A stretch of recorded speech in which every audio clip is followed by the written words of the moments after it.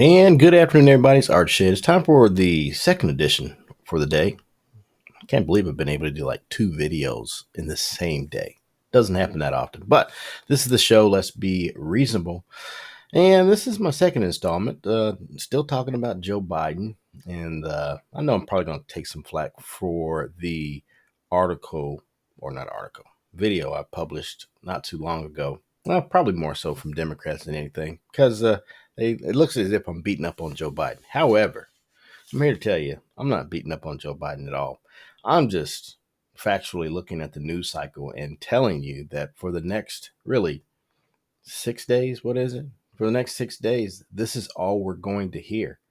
And then next week, because of all this is all we're going to hear, there will be more choruses of Joe Biden needing to step down and all the rest. And it's kind of hard to outrun the polling.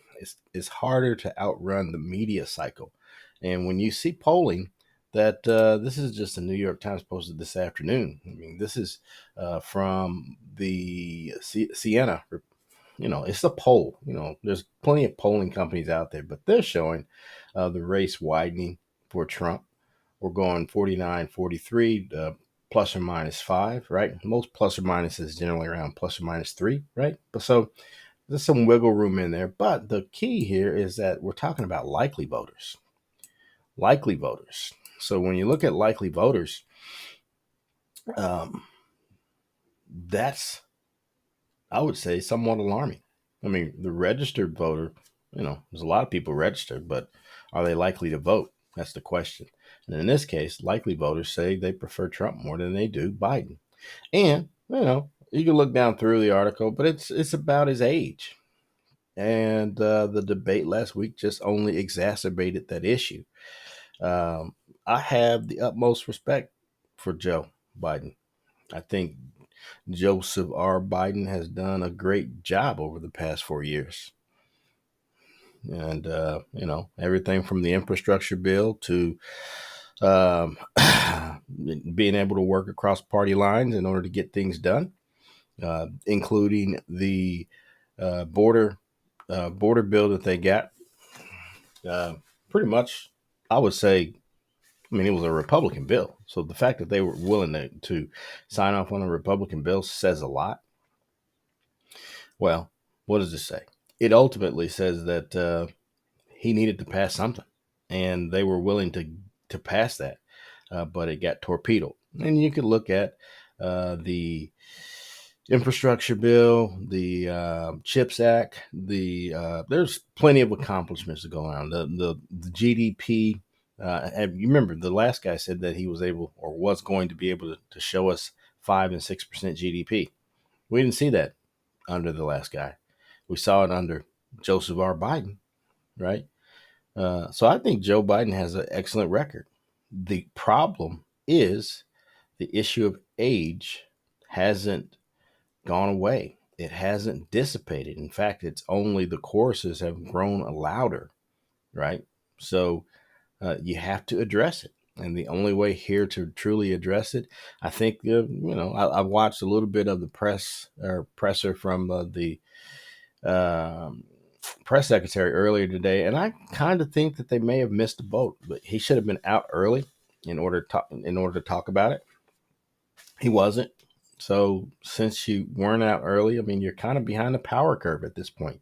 So when you see all of these questions and people start, the courses of people saying you need to get out of the race, I look at that. You have to look at that. And I look at the people who are saying that he should stay in the race. The people that we're hearing from are Clyburn from South Carolina, Nancy Pelosi from California, Debbie Dingle up in Michigan. Um, I'm here to tell you those individuals are more establishment types and older. Okay. And he needs the young people vote. And it looks like that's not going to come in for him. Um, so I mean, you got to do something. I mean, hate to say it that you do it this late in the game. However, um, do it before the convention. That way you can have an open convention because, quite frankly, for those people who are going to sit here and say that, well, what about Kamala Harris? Well, she posed worse than Joe Biden. So I'm here to tell you, I mean, again, I'll reference the West Wing, but I think you could have some newcomers come in um, who are able to tout a message of the last 4 years, who are able to shed new light on a lot of the issues that are going on in this country from a different perspective. That's important. Who are able to rally young people, which you need, who are probably able to bring African Americans back home if they've ever left, right? I mean, you could say that there may be some movement with the African male population. However, I'm just looking at the numbers, right? African American women are more reliable as a voter than African American males, and your pool of African American males is somewhat dissipated because of felony convictions, and that's the issue of three strikes, right? That came out of Joseph R. Biden's. It wasn't his, but it was Bill Clinton's legislation. Joseph R. Biden was just there in order to push it across the line. It turns out not to be good for African Americans. And I can't say that it was the legislation that was bad, right? But I can say how it was applied was bad, dubious at best, right? So there are things out there. But you have a younger group that will be able to carry that water. So, I mean, quite frankly, um, hands down, if the race was going to be between Joe Biden and or Donald Trump, I'm here to tell you, Joe Biden is a better person. Character matters. Uh, I think he's worked across party lines. I didn't see Trump work across party lines. Even the COVID money, they had to, pull some teeth in order to do that. And Trump was happy to do it if he got to sign his name on the check, right? So, I mean, there's if it's between Biden and Trump, I give the nod to Trump. But I referenced the West Wing, so let me bring it up.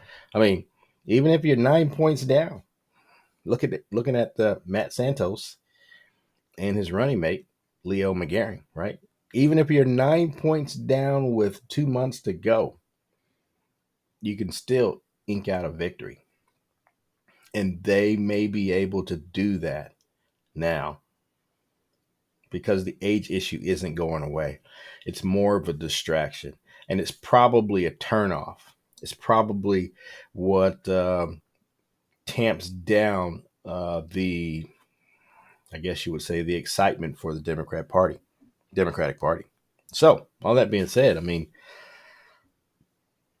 if the race becomes a race of, let's say, generic Democrat versus Trump, I mean, I think Trump goes in with an advantage, but I think that a message that is well articulated and Trump's message, which can be refuted, I think bodes well for the Democrats. It just does. Because eventually those truths do show up. I mean, for everybody who will say that the economy was better under Donald Trump, I'm here to tell you that he inherited an economy from um, Obama that was much better than what Biden inherited from him. So, and remember, you got to remember, when Trump talks, here's a guy that even in 2015, 2016 was telling you that the economy was horrible and that, the country was going to be a third world nation and not to trust Hillary Clinton and the emails and all the rest of that stuff. But, when you think about it, the economy had come off the deck. Obama and Biden had been in office for 8 years. We saw really the stock market go from, what was it, as low as like 9,200? Is that it?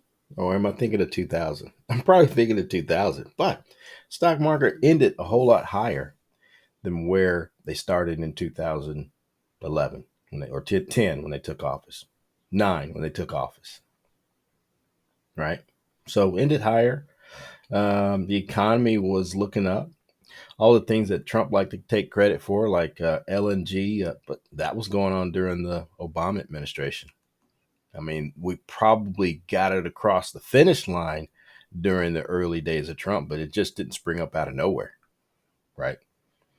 And for people who say that gas prices were down to $1.70, just remember, um, if Trump was so good, how come he didn't do that at the beginning of the administration, right? And the reality about gas prices wasn't COVID. It was the fact that the Russians got into a spat with OPEC and they dumped a bunch of oil on the market. So it took prices down, obviously took refining prices down, and obviously took the cost of gasoline down. So ask yourself that. If that was so good, if Trump was able to perform magic, how come he didn't perform that magic at the beginning of his administration? Because he's just taking credit for something. That's it. That just happened under his watch. It wasn't like he shepherdized a bill through Congress in order to lower gas prices, right? And it wasn't the fact that they were sitting on a bunch of leases that they opened up, because that didn't happen either. Look at how many leases they just sat on. So, anyway, I mean, and I could go on and on. I mean, with regard to foreign policy and Trump, if this guy is willing to go the extra mile when it comes to standing up to Putin, well, how come he didn't give Crimea back? How come he didn't get that back? And how come Paul Whelan sat around in prison during the Trump administration? You know what? I mean, if he's such a master negotiator, how come he didn't do those things? With regard to tariffs, I mean, if he's such the art of the deal and the master negotiator, how come he didn't get the Chinese to own up to the phase one of the trade deal? So, I mean, in my opinion, it's a bunch of bluster. But I believe people like Gretchen Whitmer and Gavin Newsom and Shapiro and others, uh, they can make that case. They can articulate that case. Probably, guess what? A lot better than Joe Biden ever could. Joe Biden's not going to run away with some, oratory skills. Never was going to. But that's okay, because what he is good at is working across party lines and getting the hard things done. Infrastructure. We haven't had an infrastructure bill since before this, since Obama. And that was like the first 2 years of the Obama administration, because after the first 2 years, he didn't get anything done. Couldn't get anything done. So, I mean, rose colored glasses, people. Rose colored glasses. Some of the facts about Trump, I guess I should just put them up here since I got them. And I'm just looking at the first 100 days. And again, I am making this point. The point is, Trump told you everything was bad, bad, bad before he got elected in 2016, took office in 17, right? But the reality is this. As soon as he took office, he took credit for everything that happened during the last administration. And here are some things that happened during the first 100 days. Sure, the S&P went up, but I can tell you right now, the S&P at 2100 was better in 2016 than it was in 2010. To tell you that, because I think it was like, no, I'm not going to guess, but I know it was much lower. The S&P was up. The 10-year Treasury note. Now, I'm not a bond guy, BOND guy, one of those guys that follow the bond market. But I'm almost positive in saying that I do believe that you want the 10-year note to be, you want that number to be lower. So on election day during Obama's administration, it was 1.88%. 100 days in, it was already at 2.3%. So that's higher. That means the cost of money is greater. When you look at job growth, Uh, when he got elected, remember this is Obama's administration, 161,000 jobs. And on inauguration day, when he takes or assumes the mantle, remember, but this job number had been posted on the first Monday of the month of January. So it was 156,000 jobs, right? After 100 days, we're looking at 98,000 jobs. So where are all these jobs that he's talking about? Unemployment rate. This is a good number. I can't say anything bad about that. It's good to see the unemployment number go from 4.9 down to 4.5. That's good. So I can give him credit. I'm not afraid to give him credit. GDP. This is good, but it isn't what he promised, right? He was promising you that he was going to give you 3% first of all, and then he said 5 and 6%. Never saw that, but we did see 5.6% under Joe Biden. And you could say they were bounce back jobs and all the rest of it. But guess what? He inherited an economy that was flat on its back and pushed through roughly about 16 million jobs in less than a 4 year period. So thus far, that's a yeoman effort. So I can only say bravo, Joe Biden there. When you look at oil prices, again, $44 a barrel, $45 a barrel to $49 a barrel. Got to tell you, that's 100 days. Not a whole lot of movement there. But again, if he was so good, how come he couldn't get the price of gas down to $1.70 when he took office? Because that's the credit that he was taking once he got elected, right? Stock market was up because of him, and all these things were happening, and there were good things because of him. No, they were happening because of the previous administration. Don't get it twisted. Consumer confidence, consumer spending. All right, it's up. I'm telling you, this is a feel good number. This is how people feel. I'm going to tell you, you have a majority. Can I just say it? I will just say it. There's a majority in this country that feel better under Republican administrations. Guess what? They feel better under Republican administrations until the bottom falls out under that Republican administration. Because guess what? It generally does. You have two in recent history that you can look at: Bush and Trump. Okay. I shouldn't have to explain that. Manufacturing jobs on inauguration day. And remember, this number is a product of the jobs number that you saw the first week of January of 2016, 17, 2017. So that's an Obama number. But 100 days in, it was a 11K.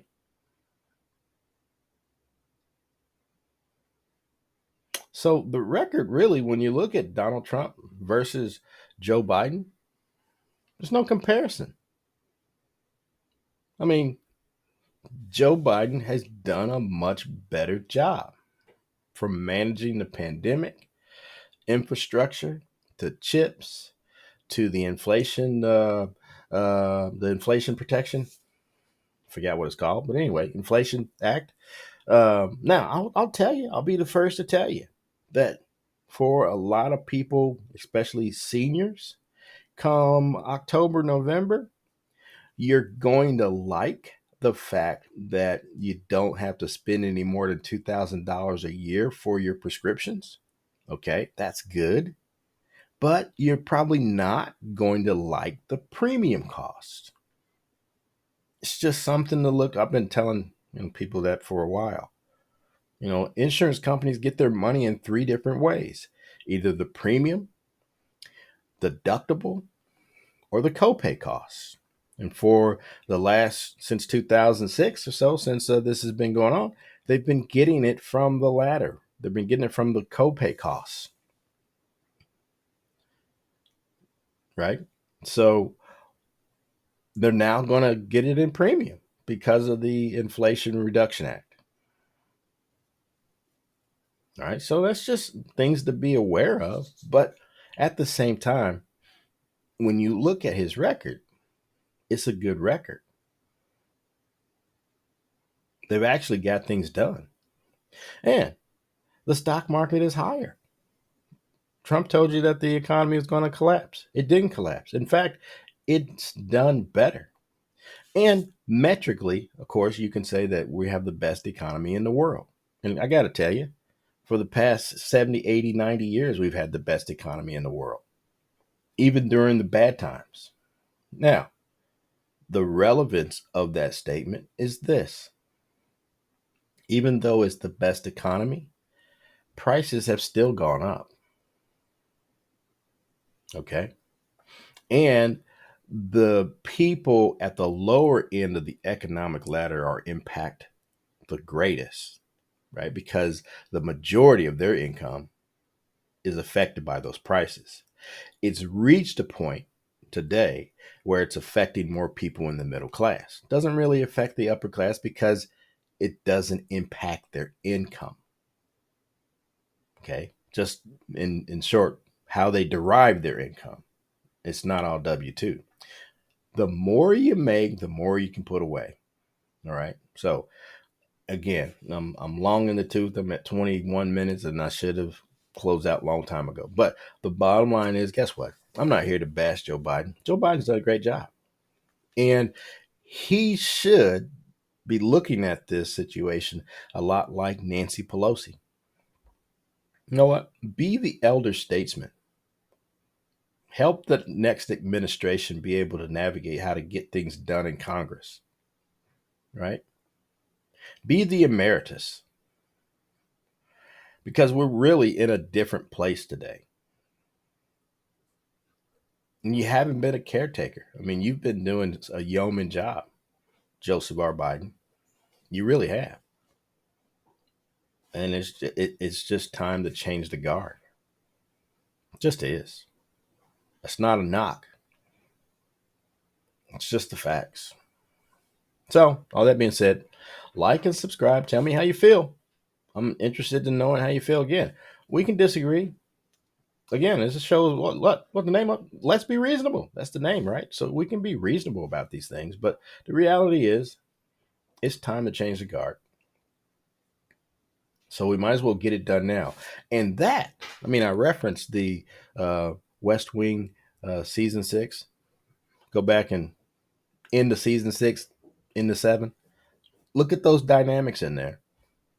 Because a younger presidential nominee for the Democratic Party beats an older Republican, even if they're 9 points back.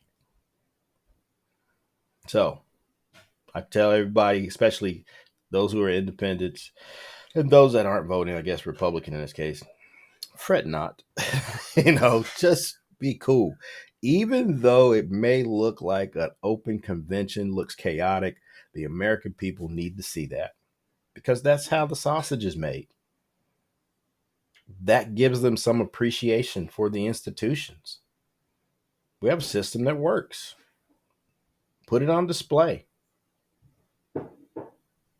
Anyway, like and subscribe. Tell me what your thoughts are. Thanks again.